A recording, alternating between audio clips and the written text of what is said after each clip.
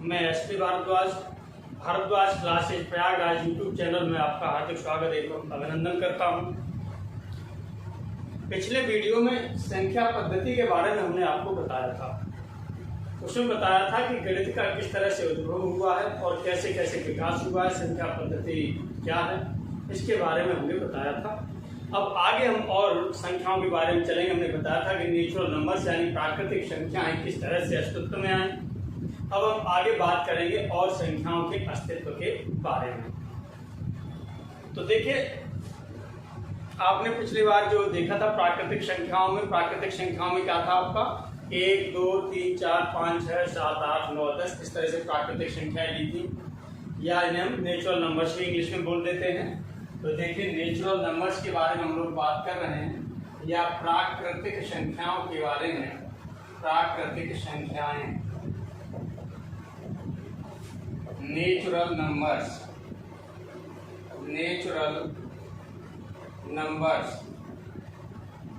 Natural numbers के बारे में क्या बताया था। इनको चाहे कैपिटल एन से डिनोट आप कर सकते हैं। और ये आपने जो लिया था 1, 2, 3, 4, 5, 6, 7 एंड सो ऑन। ये हैबिट पड़ गई है इंग्लिश में लिखने की। तो ये था। और वैसे यदि कहा जाता है हिंदी में देवनागरी भाषा में कहा जाता, तो ये क्या होती, ये होती है आपका 1, 2, 3, 4, 5, 6, 7, 8, 9, 10, 11 और भी आगे इस तरह से होती है नेचुरल नंबर्स। अब यहाँ पर फिर उसमें क्या बताया था, फिर आपको बताया था कि जिसमें शून्य को भी इन्वॉल्व कर दिया गया तो उनको क्या कह दिया गया था, पूर्ण संख्याएं कह दिया गया था। शून्य को भी इन्वॉल्व कर दिया तो पूर्ण संख्याएं कह दिया गया था। तो चलिए हम होल नंबर पर बात करते हैं, यानी पूर्ण संख्याओं पर बात करते हैं। तो पूर्ण संख्याएं यानी होल नंबर्स।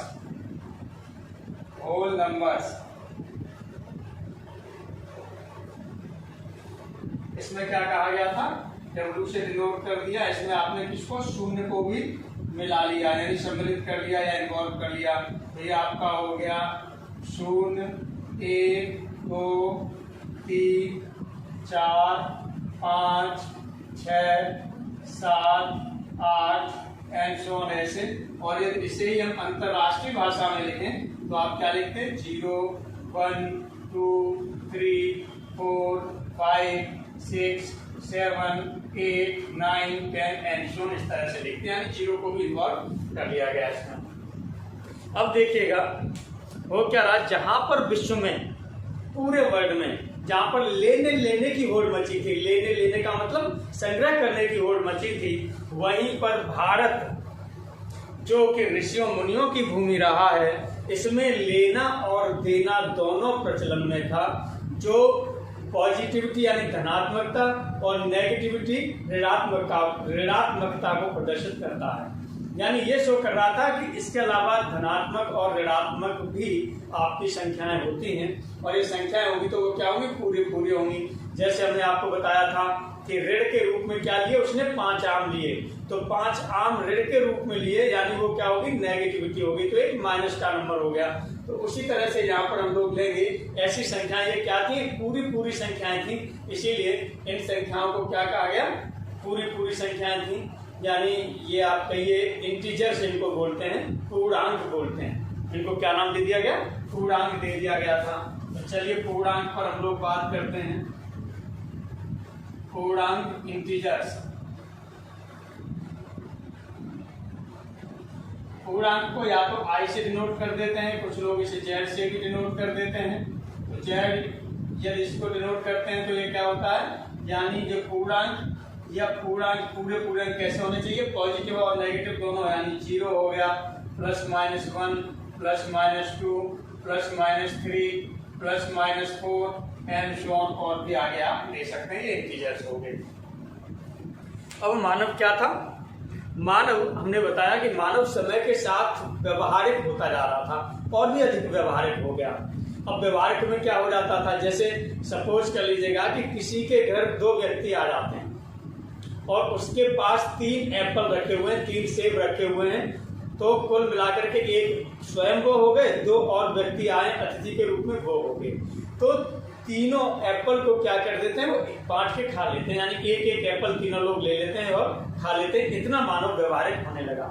जो पहले अपने में ही था, अपने में ही सीमित था, वो क्या करने लगा, बांट के खाने लगा। यानी तो जब 3 लोग थे और 3 व्यक्ति थे, 3 ही सेब थे, तो एक एक सेब बांट करके उन्होंने क्या कर लिया, खा लिया। यानी यहाँ पर बांटना एक प्रचलन में आ गया।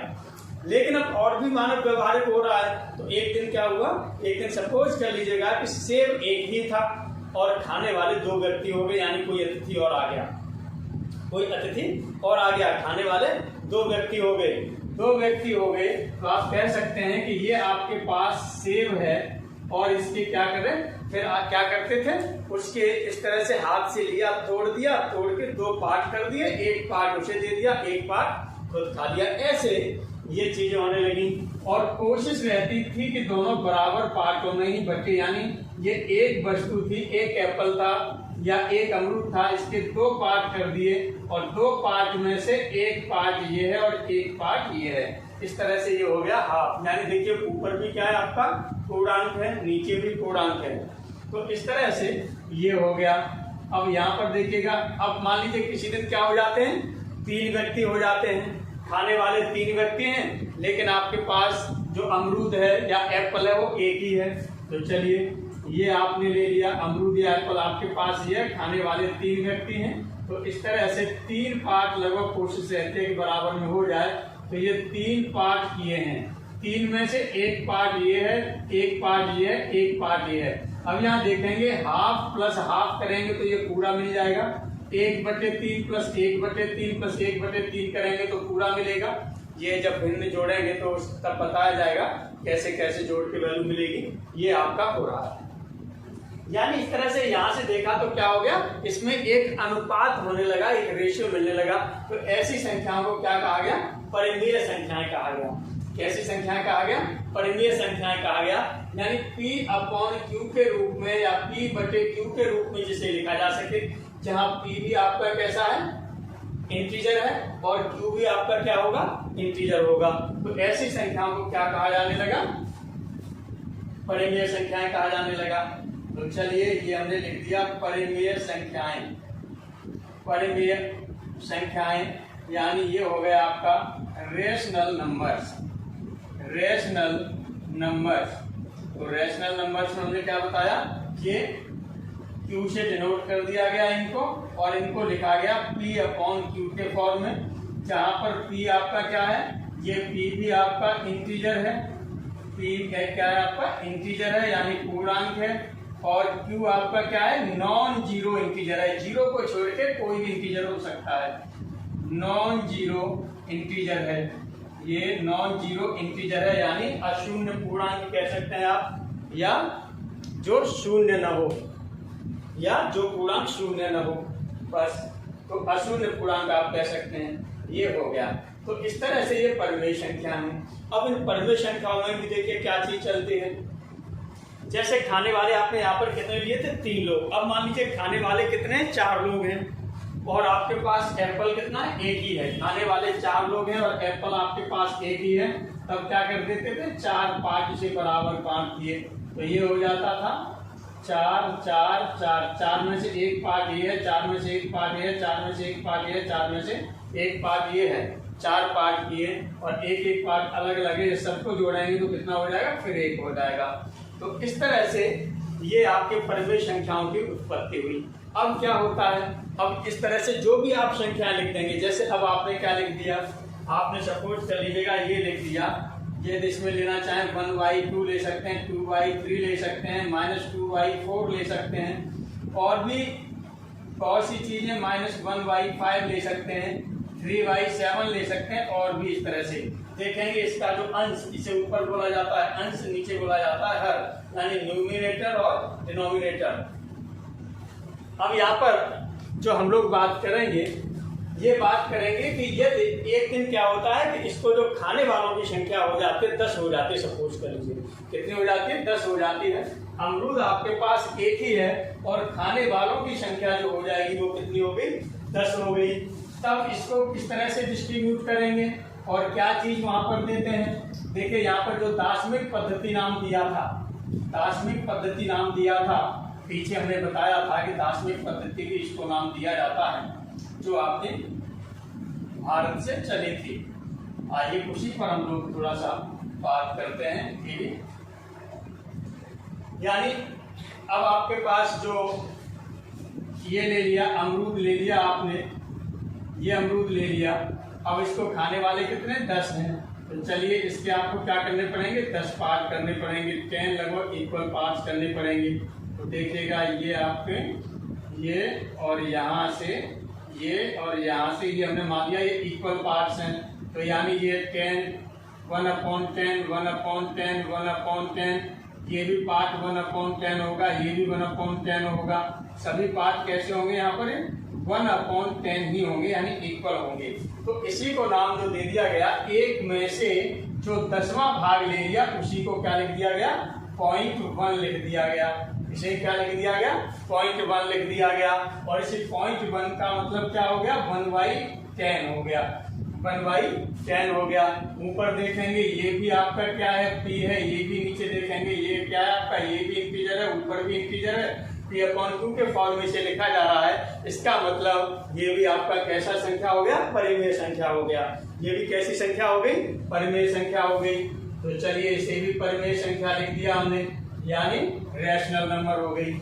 इसी तरह से और भी दशमलव की जब यहाँ से सर्च हो गई, खोज हो गई, तो इस दशमलव की और भी संख्याएं आने लगी, और भी संख्याएं लिखी जाने लगी। जैसे सपोज कर लीजिएगा ये लिख दिया 1.8, तो 1.8 का मतलब यहाँ से क्या हुआ, यहाँ से जैसे यहाँ पर 0.1 था, तो इस हमने जो यहाँ पर डिवाइड किया था, ये 1 ये ऊपर लिखा और 10 से डिवाइड कर दिया था। ऐसे 1.8 होगा तो क्या करेंगे यहाँ पर, ये 18 क्या लिख दिया जाएगा, 10 लिख दिया जाएगा। यानी पॉइंट की जगह आप 1 लगा दीजिए, इधर जितना डिजिट है उसको 0 कर दीजिए। यानी ऐसे जैसे आपको समझाया होगा वहाँ पर जब आप जो है छोटे होंगे, है ना, 4th क्लास में 3-4 क्लास में पढ़ते होंगे, तो यही आपसे कह दिया गया होगा कि 1.8 को क्या लिख सकते हैं, ये पूरा ऊपर लिख दिया और जो पॉइंट की जगह पर 1 लगा दिया, पॉइंट के बाद में जितने डिजिट हैं यानी जितने अंक हैं उतने 0 लगा देते हैं, तो 18/10 में कन्वर्ट हो गया ये। इसी तरह से और आगे कोई संख्या लेते हैं, या जैसे अब आपने ले लिया कि 8.92 ले लिया, तो इसे किसमें कन्वर्ट कर देते हैं, 892 हो जाएगा ये 1, ये पॉइंट की जगह 1 लगा दिया, 2 डिजिट है तो यहाँ पर 2 0 कर दिए। तो ये देखेंगे ये दोनों ही संख्याएं कैसी हैं, ये भी आपकी परिमेय संख्याएं हैं। यानी इस तरह से जो दशमलव की संख्याएं थी वो भी आपको परिमेय संख्याएं मिल रही थी। अब चूंकि हम इसमें और भी बात करें तो ऐसे ले लिया जाए कि 1.1333333 एंड सो ऑन 33 हो ये, तो ये कहा गया ये कैसी संख्या होगी, परिमेय होगी या अपरिमेय होगी। इस ऐसी संख्याओं पर चर्चा होना शुरू हो गया। अब इन पर जब चर्चाएं हुई तो इसमें क्या किया, 10 का मल्टीप्लाई किया और 10 का मल्टीप्लाई करने के बाद में इस संख्याओं को भी कन्वर्ट कर दिया, p/q के रूप में कन्वर्ट कर दिया। इसका मतलब ये भी आपकी जो संख्या हो जाएगी वो कैसी होगी, रेशनल नंबर होगा, यानी परिमेय संख्या होगी। ये भी आपकी परिमेय संख्या होगी। अब फिर क्या किया, जैसे 1.358935893589 एंड सो ऑन। यहाँ से देखिएगा 3589 यानी ये बार बार रिपीट हो रहा है। यहाँ पर 3 का अंक था, ये बार बार रिपीट हो रहा था। यहाँ पर देखिए 3589 बार बार रिपीट हो रहा है। तो यहाँ पर जो ये बोला जाता था, ये बोला जाता था रिकरिंग, और यहाँ पर ये बोला जाता है, ये बोला जाता है जैसे यहाँ पर टर्मिनल बन जा रहे हैं, यानी टर्मिनेट बोला जाता है। और इसको भी p/q के रूप में आसानी से कन्वर्ट कर लिया गया, आराम से कन्वर्ट कर लिया गया। तो इसको भी क्या कह दिया गया, ये भी कह दिया कि ये भी आपकी परिमेय संख्याएं हैं, ये भी क्या है, परिमेय संख्या है। अब इस तरह से लिया गया।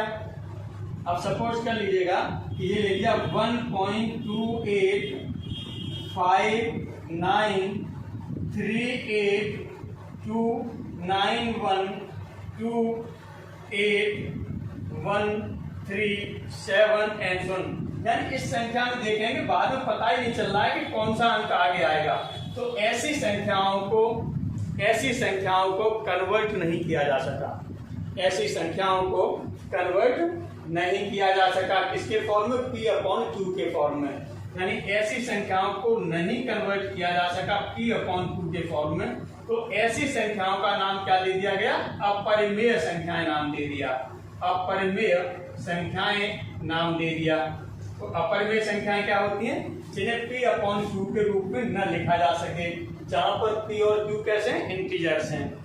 और जिन संख्याओं को P/Q के रूप में लिखा जा सकता है उनको परिमेय संख्याएं कहते हैं। अब चूंकि ये संख्याएं कैसी थी, वास्तविक थी, भाई दिखाई दे रही हैं, सब हैं, तो इस पर क्या किया गया कि सपोज कर लीजिएगा कि एक लाइन हम ड्रॉ कर दें, एक लाइन ड्रॉ कर दें और उस लाइन पर सभी नंबर्स को हम देने लग जाएं। एक लाइन ड्रॉ कर दें और सभी नंबर्स को इस पर लिखते चले जाएं। चलिए ये लाइन आपने ड्रॉ कर ली, मान लिया यहाँ पर ये 0 है, इधर आपने ले लिया 1 है, इधर ले लिया 2 है, इधर ले लिया 3 है एंड सो ऑन। इधर से लाइन पर ये संख्याएं होंगी, इधर आपने ले लिया -1 -2 एंड सो ऑन। इधर भी आपकी और इनफाइनाइट तक आएंगे, -इनफाइनाइट तक, इधर +इनफाइनाइट तक जाएंगे। अब यहाँ पर जो लाइन का जो भी प्रत्येक पॉइंट होता है वो किसी एक नंबर को शो करता है, किसी एक संख्या को शो करता है। तो देखेंगे जहां पर भी आएगा उसमें क्या होगा, ये परिमेय होगी या अपरिमेय, परिमेय होगी या अपरिमेय। और एग्जांपल जैसे आप लेना चाहें, आप लिख दें 8/1, 8 का मतलब 8/1 लिखा जा सकता है। तो ये देखेंगे इसे भी आप क्या लिख सकते हैं, रेशनल लिख सकते हैं। तो इस तरह से आपको ये ध्यान देना है कि जब यहाँ पर हम वास्तविक संख्याओं की बात करते हैं तो वास्तविक संख्याएं क्या होती हैं, परिमेय और अपरिमेय दोनों संख्याओं को मिला दिया गया तो उनको कह दिया गया वास्तविक संख्याएं। दोनों को मिला दिया गया तो क्या कह दिया गया, वास्तविक संख्याएं कह दिया गया। तो चलिए वास्तविक संख्याओं के बारे में हम लोग बात करते हैं। और जो ये लाइन थी इसे कहा गया वास्तविक रेखा। इस लाइन को जो रेखा थी इसे क्या नाम दे दिया, वास्तविक रेखा नाम दे दिया। इसी लाइन पर सभी पॉइंट्स पढ़ेंगे, जितने भी पॉइंट्स होंगे वो कैसे होंगे, वास्तविक जो है पॉइंट हम कहेंगे। और इनको जो है वास्तविक संख्याओं को रिप्रेजेंट करेंगे। वो किसको रिप्रेजेंट करेंगे, वास्तविक संख्याओं को रिप्रेजेंट करेंगे। यानी वास्तविक रेखा पर पढ़ने वाला प्रत्येक पॉइंट वास्तविक संख्या के एक मान को रिप्रेजेंट करेगा, यानी दर्शाएगा। अब तक हमने देखा संख्या का किस तरह से विकास हुआ है, कैसे कैसे चीजें आई हैं, वो हमने बताया आपको। ये हमारा अपना अनुमान है, बाकी का वास्तविकता क्या है ईश्वर जाने। जो सिस्टम है, जो हमें लगा कि इस तरह से ही होना चाहिए, वो हमने आपको बताया है, अपने विचार बताए हैं इनके बारे में। अब इस सबसे आपने देखा कि संख्या किसे कहते हैं। जो संख्या पद्धति की बात कर रहे हैं तो पहले एक चीज यहाँ पर आएगी संख्या। और संख्या किसे कहते हैं, कितनी वस्तुएं हैं का जिससे ज्ञान होता है उसे हम क्या कहते हैं, संख्या कहते हैं। कितनी वस्तुएं हैं का जिससे ज्ञान होता है उसे हम क्या कहते हैं, संख्याएं कहते हैं। जैसे 50 कुत्ते में 50 क्या है, संख्या है। 50 कुत्ते में 50 क्या है, संख्या है। इसी तरह से हम बात करते हैं संख्यांक या अंक की बात करते हैं। तो संख्यांक और अंक क्या होते हैं, जैसे हमने बताया था कि संख्याओं को व्यक्त करने के लिए, संख्याओं को व्यक्त करने के लिए कुछ संकेत प्रयोग में लाए जाते हैं, उन्हें हम क्या कहते हैं, अंक कहते हैं। जैसे आपने क्या लिया था, 0 1 2 3 4 5 6 7 8 9, ये आपने अंक लिए थे देवनागरी भाषा में। और वहीं पर अंतरराष्ट्रीय में आपने क्या लिया था, अंतरराष्ट्रीय में जो आपने लिया था वो लिया था 0 1 2 3 4 5 6 7 8 9, यानी ये लिए थे। कुल मिलाकर के जो संख्या होती है ये अंकों की कितनी हो जाती है, 10 संख्या हो जाती है। चलिए इसके बाद हम लोग फिर आते हैं वही प्राकृतिक संख्याओं पर। प्राकृतिक संख्याओं में आपने क्या क्या देखा, क्या क्या स्टडी की, उसके बारे में हम लोग बात कर रहे हैं। तो चलिए प्राकृतिक संख्याओं पर फिर लौट के आते हैं। प्राकृतिक संख्याएं,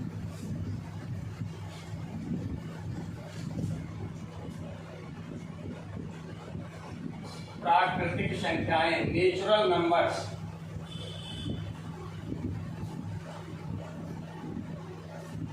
नेचुरल नंबर्स, ये नेचुरल नंबर्स आपने पढ़ा है, इसे कैपिटल एन से हम डिनोट कर देते हैं। ये आपका क्या होगा, 1 2 3 4 5 6 7 एंड सो ऑन। जितने भी होंगे ये सब क्या होंगे, नेचुरल नंबर होंगे।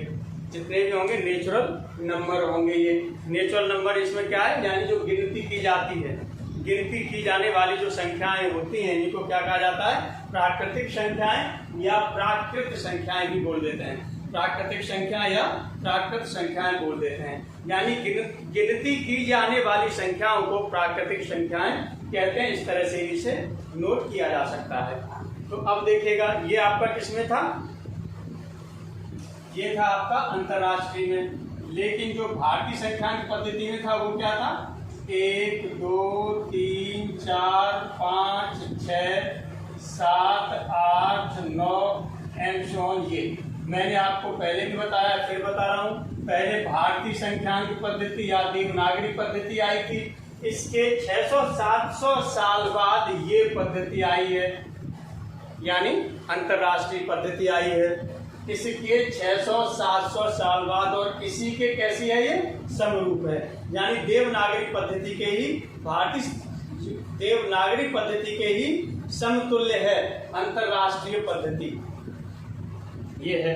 अब यहाँ पर देखेंगे, इनके बारे में हम लोग देखेंगे कि क्या क्या है इसमें। तो गिनती हमेशा कहाँ से शुरू होती है, 1। तो सबसे छोटी प्राकृतिक संख्या कौन सी हो जाएगी, सबसे छोटी प्राकृतिक संख्या कौन सी होगी, 1 होगी। तो ध्यान दीजिएगा, यहाँ से सबसे छोटी प्राकृतिक संख्या, सबसे छोटी प्राकृतिक संख्या या प्राकृत संख्या भी बोल दिया जाता है, ये कौन सी है आपकी, 1। ये 1 हो गई। अब यहाँ पर देखेंगे, सबसे बड़ी प्राकृतिक संख्या इसमें लिखी जा सकती है, सबसे बड़ी प्राकृतिक संख्या नहीं लिखी जा सकती, क्योंकि जब सबसे बड़ी लिखेंगे तो हमें प्लस करते हुए चला जाना है, इनफाइनाइट तक है ये। इसीलिए सबसे बड़ी प्राकृतिक संख्या इसकी डिफाइन नहीं है, वो कैसी है, अनडिफाइंड है। चलिए, ये हो गया, ध्यान रखिएगा। अब यहाँ पर हम लोग देखेंगे कि यदि यहाँ पर कोई भी प्राकृतिक संख्याएं ले लें और उनको जोड़ दें, जैसे चाहे तो हमने 1 + 2 ले लिया, तो ये कितना हो गया, 3 हो गया।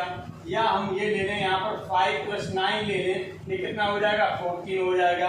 1 + 2, 1 प्राकृतिक संख्या, 2 प्राकृतिक संख्या, 3 भी प्राकृतिक संख्या है, 5 प्राकृतिक संख्या है, नेचुरल नंबर है, 9 भी आपका नेचुरल नंबर है। और इन दोनों का सम करते हैं, यानी योग करते हैं, जोड़ करते हैं, तो भी आपका क्या आता है, ये प्राकृतिक संख्या ही आता है। तो ध्यान दीजिएगा, 2 प्राकृतिक संख्याओं का योग प्राकृतिक संख्या होता है।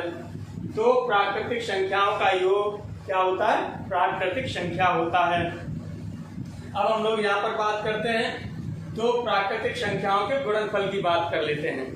जैसे सपोज कर लीजिएगा, आपने 2 का मल्टीप्लाई किससे कर दिया, 4 से किया। 2 भी प्राकृतिक संख्या है, 4 भी प्राकृतिक संख्या है, मल्टीप्लाई कितना आता है, 8। 8 भी प्राकृतिक संख्या है, और भी मल्टीप्लाई कर लीजिए प्राकृतिक संख्याओं का, तो वो भी आपको हमेशा क्या मिलता है, प्राकृतिक संख्याएं मिलेंगी। इसका मतलब 2 प्राकृतिक संख्याओं का गुणनफल क्या होता है, प्राकृतिक संख्या ही होता है। 2 प्राकृतिक संख्याओं का गुणनफल प्राकृतिक संख्या ही प्राप्त होता है। अब इसमें हम लोग देखेंगे कि इसमें जो क्रमागत संख्याएं, यहाँ पर देखेंगे क्रमागत संख्याएं, जो क्रम से आने वाली संख्याएं, यानी यदि आपके पास क्रम से एक के बाद एक आने वाली जो प्राकृतिक संख्या होती है, उन्हें हम क्या कहते हैं, क्रमागत संख्याएं कहते हैं। यानी एक के बाद एक आने वाली प्राकृतिक संख्याओं को क्रमागत संख्याएं कहते हैं। अब जैसे यहाँ देखेंगे 1 के बाद 2 आ रही है, तो ये दोनों क्रमागत प्राकृतिक संख्या हो जाएंगी। 2 के बाद 3 आ रहा है, तो 2 3 क्रमागत प्राकृतिक संख्या हो जाएंगी। ऐसे 3 4 क्रमागत प्राकृतिक संख्या हो जाएंगी। इस तरह से और भी आप लिख सकते हैं, जैसे आपने लिख दिया 105 और 106, ये भी दोनों कैसे हो जाएंगी, क्रमागत प्राकृतिक संख्याएं हो जाएंगी। अब क्रमागत प्राकृतिक संख्याओं में यदि हम अंतर निकालें, तो क्रमागत प्राकृतिक संख्याओं में यदि अंतर निकाला जाए तो क्या होगा, ये देखिएगा 1 आएगा। अंतर निकालें तो 2 क्रमागत प्राकृतिक संख्याओं का अंतर, 2 क्रमागत प्राकृत संख्याओं का अंतर, संख्याओं का अंतर, ये दोनों में अंतर हम निकालते हैं तो बड़ी में से क्या करते हैं, छोटी घटा देते हैं। 107 से क्या घटाएंगे, 105 घटाएंगे, तो ये क्या हो जाती है, 1 हो जाती है, यानी 1 हो जाती है। ये भी आपको ध्यान रखना है।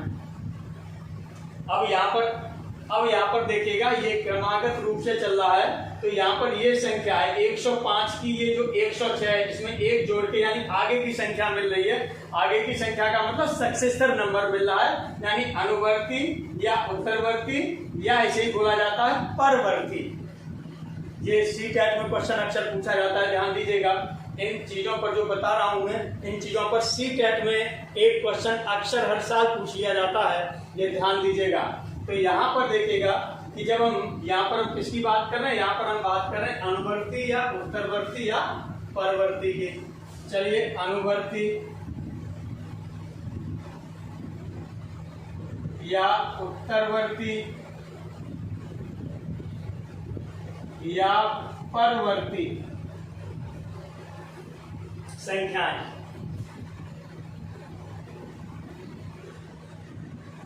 इनको इंग्लिश में क्या कहा जाता है, सक्सेसर नंबर्स कहा जाता है। Successor numbers SUCCESOR, successor numbers NUMBERS, successor numbers कहा जाता है इनको।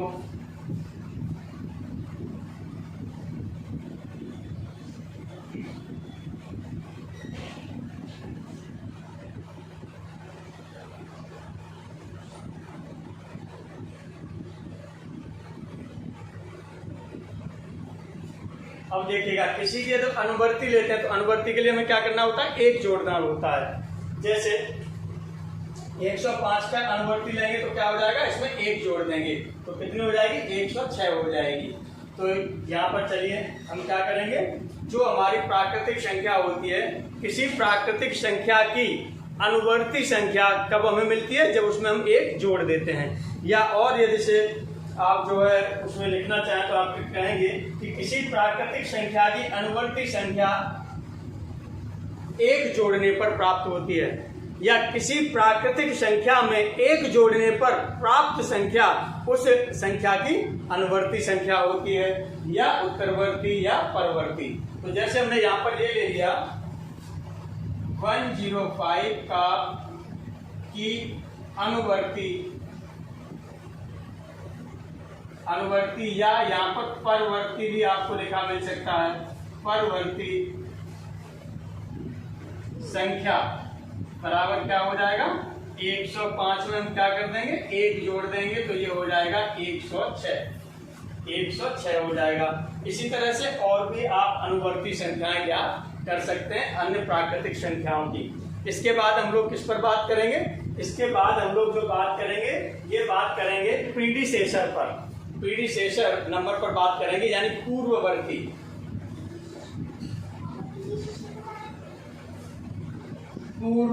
संख्याएं। चलिए पूर्ववर्ती संख्याएं क्या होती है, पूर्ववर्ती संख्याएं क्या होती हैं, तो ये क्या होगा, किसी भी संख्या की पूर्ववर्ती संख्या लेंगे तो उसमें से 1 सब्ट्रैक्ट कर लेंगे। जैसे यहाँ पर इससे पहले की संख्या 105 थी, तो इससे ये कितना था, एक कम था। तो यहाँ पर हम लोग बात करेंगे कि जो 106 का यदि हम क्या निकालें, पूर्ववर्ती संख्या की बात करें या कुछ और ले लें, तो यहाँ पर हमने ले लिया 611 की पूर्ववर्ती संख्या, 611 की पूर्ववर्ती संख्या में हम क्या करेंगे, 611 में से क्या करेंगे, एक घटा देंगे तो ये बचेगी 610। इस तरह से आप पूर्ववर्ती संख्या और अनुवर्ती संख्या ज्ञात कर सकते हैं। अब यहाँ पर देखिएगा तो सबसे पहली चीज प्राकृतिक संख्या आपके पास कौन कौन सी है, 1 2 3 4 5 6 7 8 9 या 1 2 3 4 5 6 7 एंड सो ऑन, ये लिख रहे हैं। तो कोई भी प्राकृतिक संख्या सबसे बड़ी प्राकृतिक संख्या नहीं है, पहला नोट कर लीजिए, कोई भी प्राकृतिक संख्या सबसे बड़ी प्राकृतिक संख्या नहीं है। क्योंकि आप कोई भी संख्या लिखिए, आप एक जोड़ देंगे तो आपको उससे क्या होगी, बड़ी प्राकृतिक संख्या मिल जाएगी। तो ये ध्यान दीजिएगा, किसी भी संख्या को आप, किसी भी प्राकृतिक संख्या को आप सबसे बड़ी प्राकृतिक संख्या नहीं कह सकते, पहली चीज तो नोट कर लीजिए, कोई भी प्राकृतिक संख्या सबसे बड़ी प्राकृतिक संख्या नहीं है। दूसरा नोट कर लीजिए, अब यहाँ पर क्या है, 1 से पहले कोई पूर्ववर्ती प्राकृतिक संख्या है, नहीं है, तो आप लिखेंगे 1, यानी 1 की कोई पूर्ववर्ती प्राकृतिक संख्या नहीं होती। वन की कोई पूर्ववर्ती प्राकृतिक संख्या नहीं होती। अगला नंबर, अब देखिएगा पूर्ववर्ती नहीं है तो क्या ये वन किसी का अनुवर्ती है? नहीं, वन किसी का अनुवर्ती नहीं है। तब लिखेंगे वन किसी प्राकृतिक संख्या की अनुवर्ती प्राकृतिक संख्या नहीं है। अगला नंबर, अब यहां पर देखेंगे कि किसी भी प्राकृतिक संख्या की, कोई भी प्राकृतिक संख्या इसके आगे आने वाली, जैसे 2 की अनुवर्ती कौन सी होगी? 3। 2 की अनुवर्ती संख्या 3 हो सकती है, 4 नहीं होगी, 5 नहीं होगी, 6 नहीं होगी, ये नहीं होगी। 2 की अनुवर्ती संख्या क्या होगी? 3 होगी। यानी किसी भी प्राकृतिक संख्या की केवल एक ही अनुवर्ती संख्या होती है। किसी भी प्राकृतिक संख्या की केवल एक ही अनुवर्ती संख्या होती है। अब यदि अनुवर्ती की बात, अब यदि पूर्ववर्ती की बात करें तो कोई भी संख्या ले तो उसका पूर्ववर्ती मिल जाएगा सिवाय 1 को छोड़कर के। 1 का कोई पूर्ववर्ती नहीं होगा, इसीलिए सभी के लिए हम इसकी बात नहीं कर सकते। तो मैंने आपको बताया टैक्स, ये सी टेट के लिए मोस्ट इंपोर्टेंट टॉपिक थे, एग्जाम में अक्सर पूछ लिया जाता है।